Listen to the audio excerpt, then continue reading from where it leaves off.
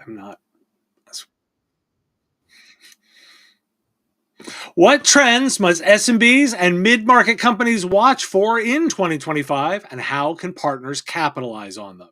Anurag Agrawal of TechIsle joins me to explore the rise of agentic AI, the impact of AI-powered PCs, and how SMBs can tackle top business goals, IT challenges, and their technology priorities.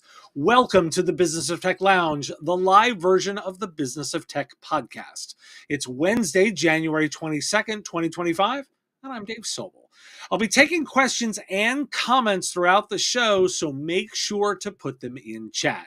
If you have a question, we'll happily respond to them. Now, I want to thank Sales Builder, our Patreon sponsor, whose support makes this show possible. Focus on your IT sales workflow with the power of automation and visit them at salesbuilder.com. That's BUILDR.com. Now, a reminder, I am keeping an eye on that chat, so we'll be watching for your questions and your comments throughout the show. Anurag Agrawal is the Chief Global Analyst and CEO of TechIsle, a global SMB and mid-market IT market research and industry analyst organization. He's got nearly 40 years of experience in the industry, and he's recognized for his expertise in the SMB market and channel segments. And on top of that, he's a good friend to the show. Anurag, welcome back. Happy to be here, Dave. Thank you for the opportunity. I always love having you on, and I think we're going to make this a bit of a quarterly thing because you always come ready to play with some of the most interesting projection research. And I want to talk a little bit about your 2025 SMB and mid-market predictions because you've made a couple of bold ones for this year. Give me a sense of kind of like the most one or two significant trends that you're keeping an eye on for this year. So it's about AI and AI and AI, right? It's about, last year was about experimentation. This year it's about ROI, right? And the SMBs are saying, you know what, we have done a whole bunch of experimentation.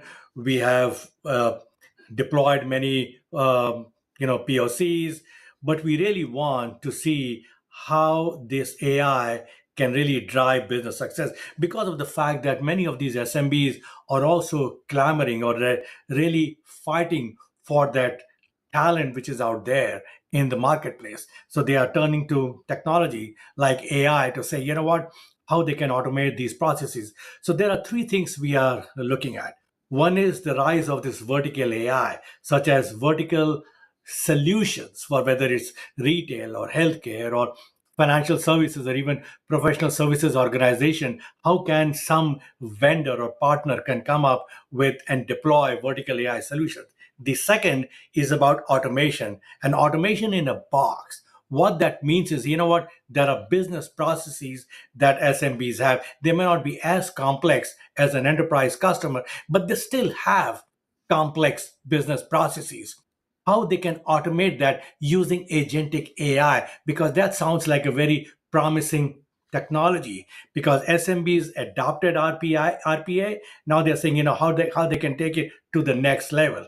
The third one is about AI PCs, keeping with the same theme of AI. Yes, the adoption level is low. You know, only about 19% of the PCs likely will be purchased by SMBs will likely be AI PCs, but the year has just started. So we are looking at those three things which actually percolate to the top in terms of the trends.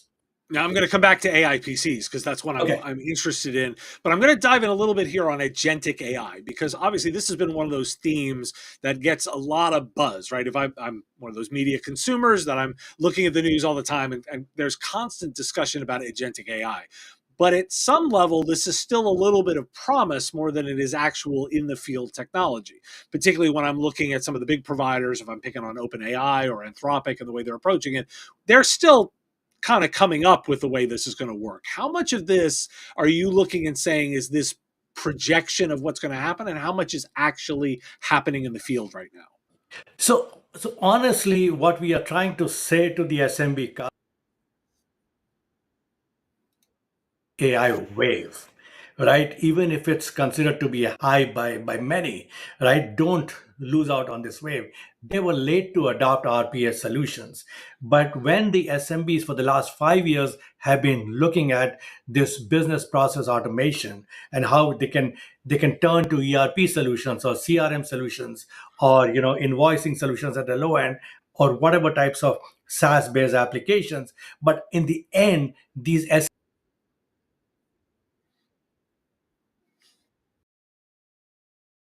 way to look at it from an integration perspective. Hey, how do I employ an IT consultant or a developer in house to really write that integration code using a bunch of APIs? Or I should look at agentic AI.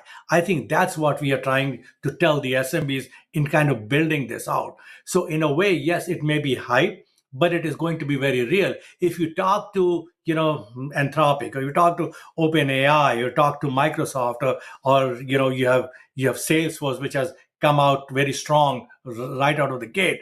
They're all talking about this agentic AI. So this is the year of the AI. So, in a way, what we are trying to say, and I'm repeating myself because it's a point that I really want to make, is that this is a capability that they should not really ignore, right? Because this is the capacity to automate the workflows, but it's not going to be easy, right? Because they have to hire either a consultant or they have to have an internal champion who must invest in process analysis as well as employee upskilling. And what we are going to see is when we talk to the SMB customers, many of these progressive SMBs are really becoming the early adopters because they are focusing on augmenting their existing workflows, the workflows where automation is currently failing for them.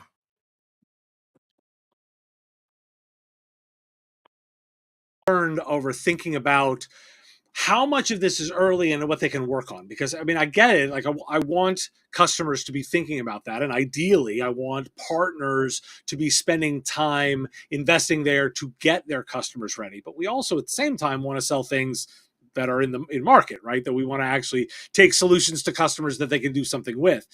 We want to get the timing right on that. Are there particular sets of guidance that you can give to partners to say, these are the things I want you to be thinking about and working on now while we're as a preparation for when those products come into field? What a great question. I was not prepared for that question, but let me answer that.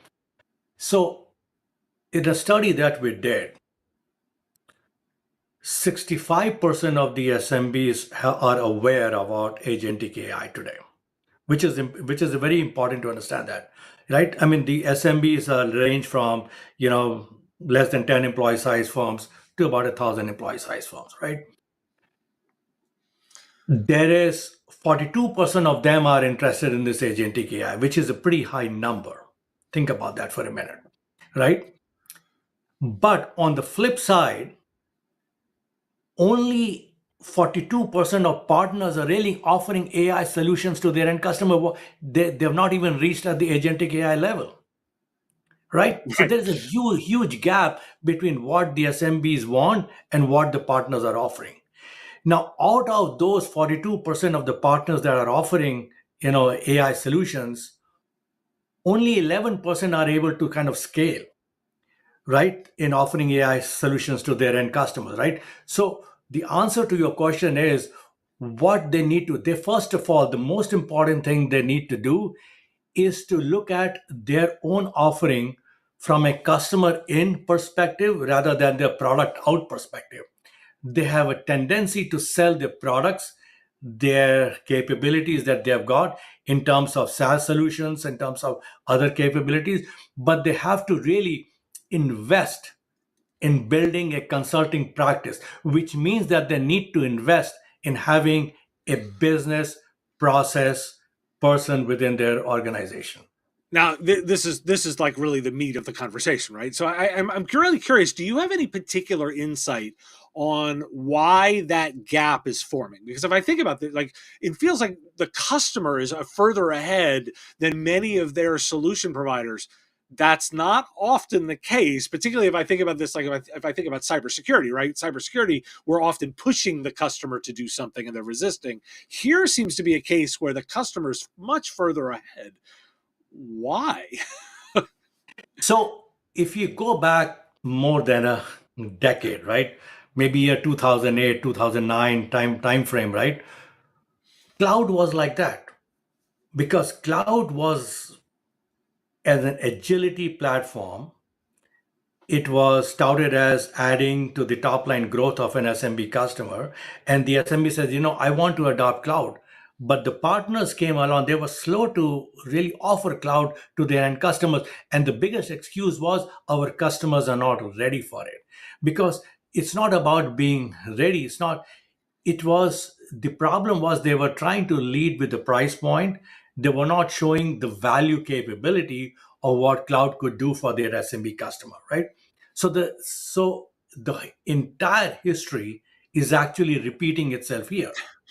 Now, what is also happening is that partners themselves are fighting for that AI talent. And how many AI skilled people really want to work for the partners? I mean, that's the truth. Okay. That is the reality, right? And then these partners are also being bombarded, if I can use the word, by all their vendor partners to deploy AI infused applications. But the customers are saying, what, I know I can get SaaS applications which has got AI capabilities, but if you understand my business process, how do I do that? So in a way, the partners are not investing in their consulting practice. They are not investing in their skill sets. Skill sets means, hey, you know what? I need to have data management capabilities. I need to have data science capabilities, right? I need to be able to have data streaming capabilities, right? So they're not investing in those areas. They are actually gravitating towards just deploying, say, Copilot, which is okay, which is not bad. But then AI is much broader than deploying Copilot. So that may be some of the key insight there is too many partners are looking at it in terms of deploying a product or some within the SaaS and not enough on the actual solutions that can be built around AI. Now, I'm curious, this traditionally has not been a space where the partner is doing a lot of development. Now, I want to acknowledge that in an AI powered world, not all of this is writing code, but some of it is at least thematically very close to product development and custom code versus their normal practice of bringing in applications and technology solutions and just kind of assembling them. Is that a key component of the skills gap that they're having to deal with? And if so, like how big a factor is that in all of this? It is a pretty huge factor because you know the partner should actually think back and say, what, if I am able to put in my resources in building my competency and specialization instead of chasing certifications from the vendors, I think that will be a very key important first step. What that specialization means, hey, what, I need to have some specialization. Maybe it is just a simple thing as deploying assistants, right? Let's start with that area, right? So understand as to what your capabilities are. Maybe work with a one SMB marquee customer, even an enterprise customer. I think that launches your capabilities and your skill set. But more importantly, we studied 2,400 channel partners, saying, okay, you know what, in this new world, what is separating the partners that are investing or they are scaling in deploying AI solutions for their end customer, regardless whether they are SMBs or enterprise customers? One important thing is the partners themselves have started to use AI internally. Interesting. So that's another bit. Now I want to talk a little bit about the AI powered PCs component because it's interesting to think about AI powered PCs in the year 2025 because we're additionally going to be in a Windows 11 upgrade cycle, Pierce. Here. And Microsoft is clearly heavily invested in making sure that upgrade cycle goes very well. As I've just reported on the show, they're not only are they pushing the end of life for Windows 10, they've now coupled Office and Microsoft 365 as also being end of life on Windows 10 at that exact time. So they're clearly invested in making this happen. How much of this upgrade cycle are you looking at as being powered by their drive on the Windows upgrade side, and how much of this do you think is going to be related to the capabilities of AI powered PCs? That's an interesting question too. So we did a research and we found that that 77% of the businesses are actually aware of implications of the Windows and 10 end of support very clearly, right? Out of which, if we look at just from an SMB perspective, 21% are not swayed by the fact that Windows end of support will come. They're saying their channel partner will continue to support it, or some of them are even willing to pay $61 for an ESU, right? To say what, let us extend it till we are ready. But there is an interest. So now, very clearly, what is happening is that these end customers, specifically SMBs, are actually separating into two and saying, okay, you know what? Should I buy a Copilot Plus enabled PC, which may not be a typical AI PC by the definition of it in terms of the number of tops and all that sort of thing? Or should I go in for an AI PC? So that's where it starts to become very interesting, because yes, they want to refresh new PCs. Yes, absolutely, right? Those who are say, hey, end of support is coming. They are also thinking that 29% of the PCs that they may purchase may be enough by just buying a PC which is Copilot enabled, which means that they've got a Copilot plus key, and then they can pay Microsoft separately for using Copilot, which in that case they do not require an AI PC. Now, about 14% of the PCs likely may be AI PCs. But that's where it gets very interesting, because when you start to think about their entire AI stack, right, which may think, hey, let's start from the infrastructure level to going up to the software and services level. 50% or actually 47% of the SMBs kind of think that AI PC could be relevant as the core AI foundation, but at the same time they don't know as yet as to how AI PC will create that differentiation within their entire organization. So there is a lot of education that needs to be done, both from the channel partner side and from the AI PC vendor side, to really outline the advantages of using AI PCs as these SMB customers really accelerate their AI adoption. Now, are there, do you, is that what you've targeted on the education portion? And by the way, I will generally Yep. observe that most channel problems can be solved by good education. And Yep.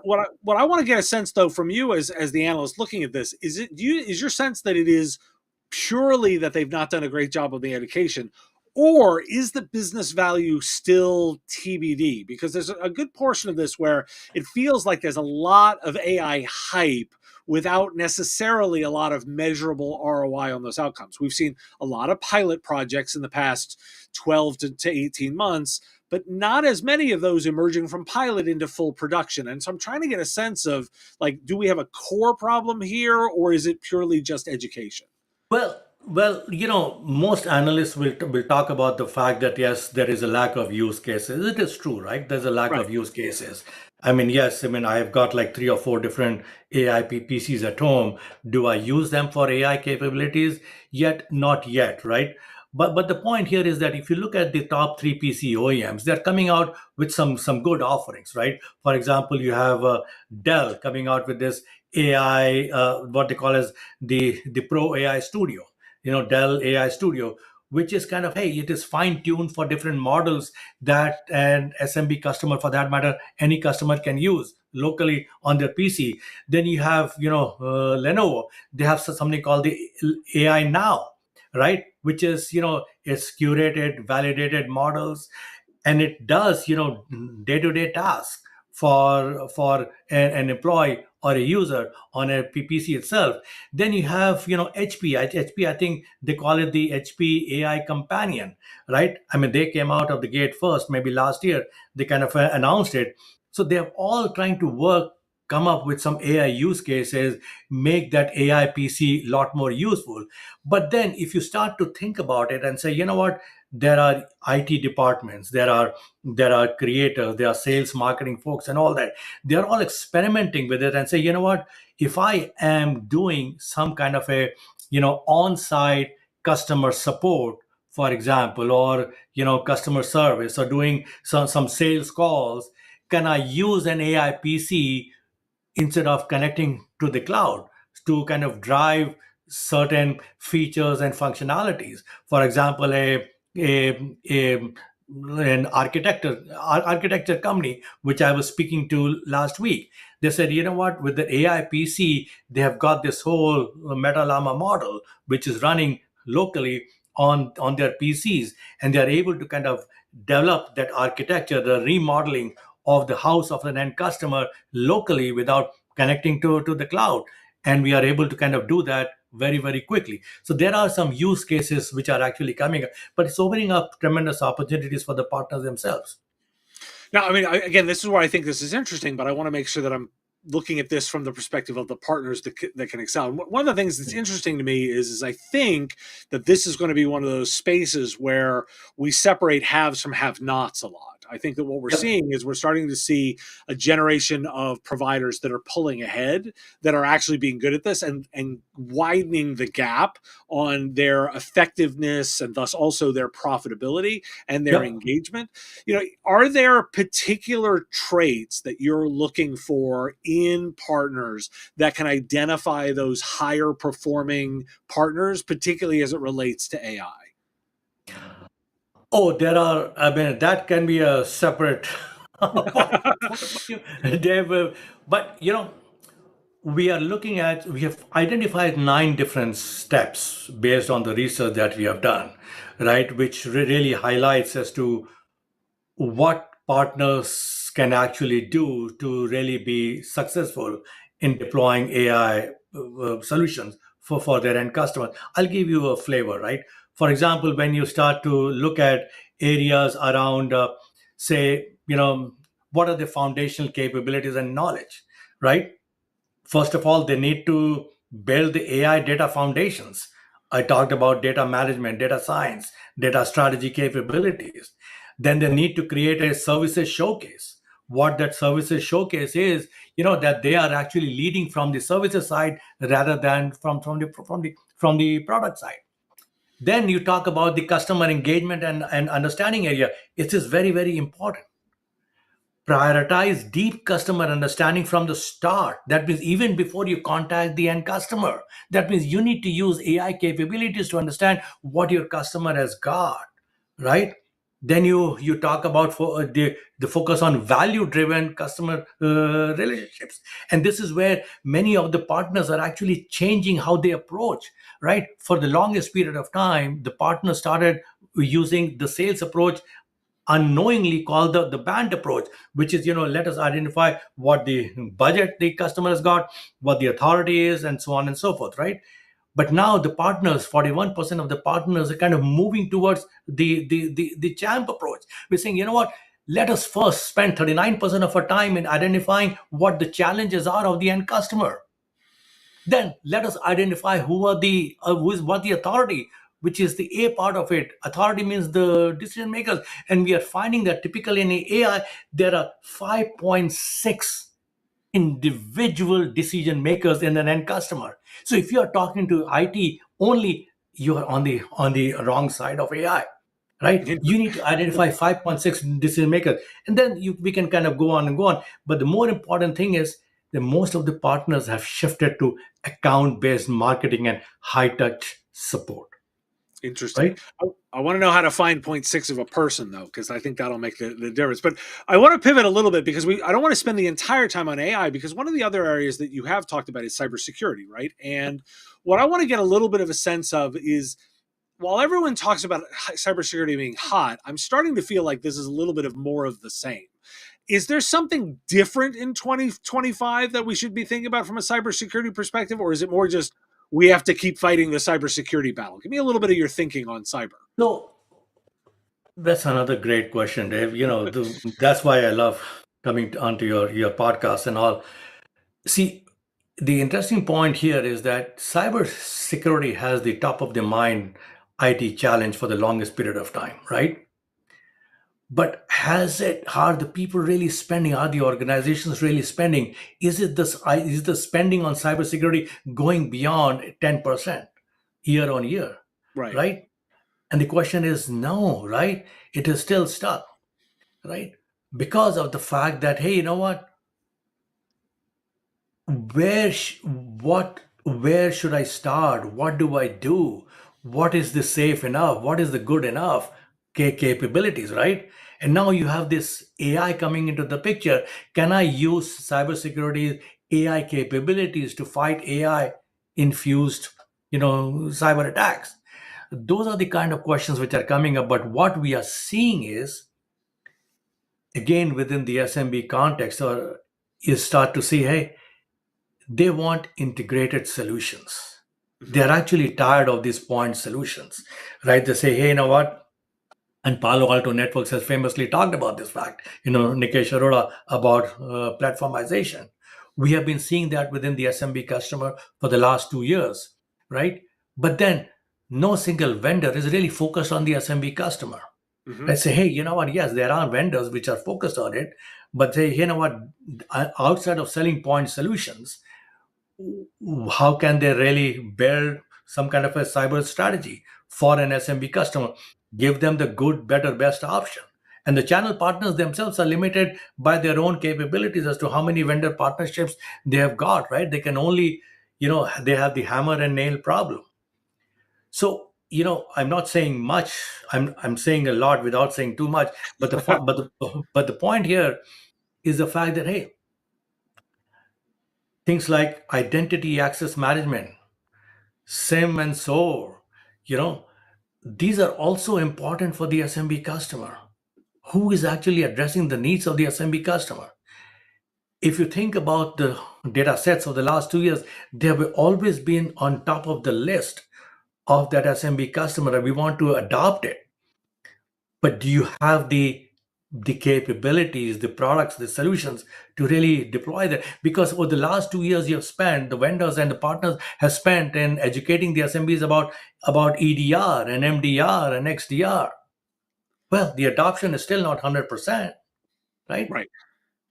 So Now yeah. I want to get your thought on a little bit of something that I've been giving a lot of thought to recently. No. And you're somebody who thinks a lot more about the vendors engagement here than I do. So I really appreciate you. And by the way, I may be completely off base here. That's kind of the fun of it. Is I think most SMB customers generally want cybersecurity problem just solved for them, right? They want a partner that come in that. And I think actually one of the underutilized areas that this could be done is actually fully in the network layer.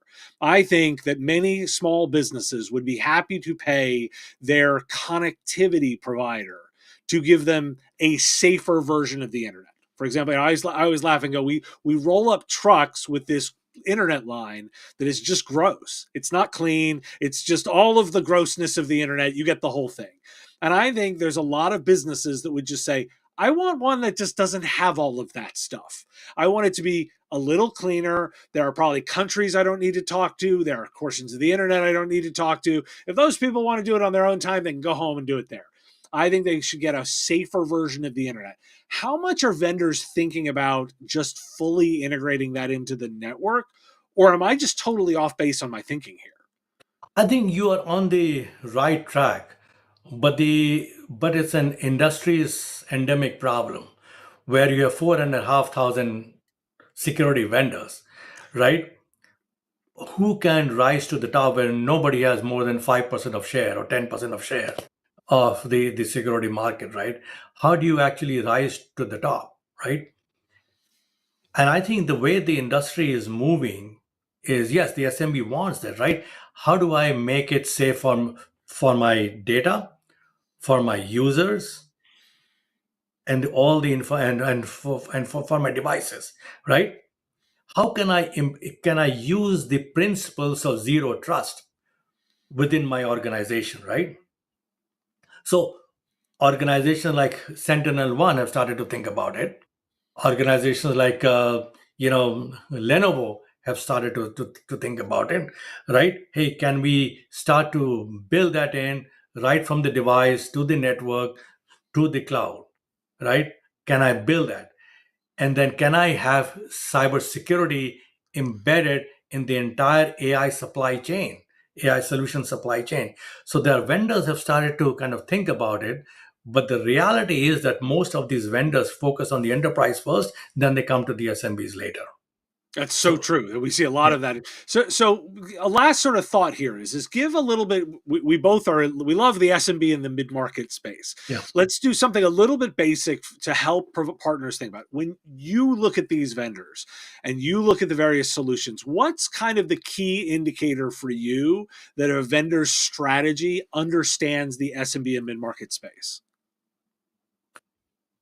Yeah, so when they lead with not a price point, because they say, you know what, vendors, we understand. So there are two things there. One is they don't want to lead by telling the SMB, oh, we know that price is important for you. Okay.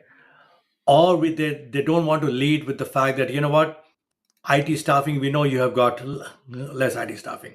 Well, these two statements have been bandied about for the last 30 years, right? SMBs get it, the vendors get it, right? So when a vendor says, you know what, we understand that these are your three business challenges, these are your three technology challenges, and how I am going to address these with the solution that I'm offering you is going to be very key. So that's my litmus test. That means a vendor is able to connect the business and IT challenges to the value map of the product solutions or the offerings that they are offering to the SMB customer. I think that is music to my ears. Well, I like a little bit of music, and let's end it right there. Anurag, I love having you on the show. We always have such great, fun conversations, and I cite your research all the time on the Daily Pod. But if people are interested in getting your research directly, how can they do that? They can go to TechIsle.com or send us an email, inquiry@techisle.com. Well, he makes it incredibly easy, listeners, and he and I will be having more of these conversations. Anurag, thanks so much for joining me today. Thank you for having me. It was a lot of fun. Happy to do it again. We will do it again soon. Well, I have another highlighted conversation to talk about because coming out this weekend, I talked with Anil Gupta of Ybot to discuss the transformative shift from mobile device management to declarative device management and what its implications are for enterprise device management. Now, he emphasized how this evolution enhances scalability, security, and efficiency, particularly around Apple devices within organizations. Here's a preview of that conversation. Yeah. So this all comes down to actually scale, So as you see, of course, everybody's using lots of Apple devices throughout, in their organizations.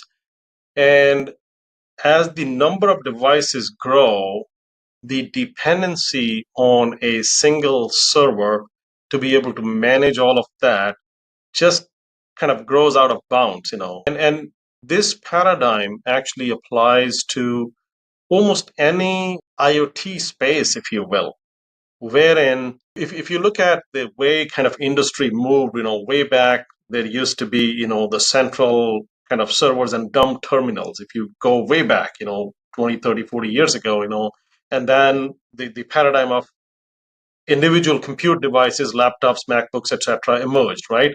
So people figured out that centralized servers eventually can become a bottleneck, and then it should transfer the decision making, knowledge, all of that to an individual device.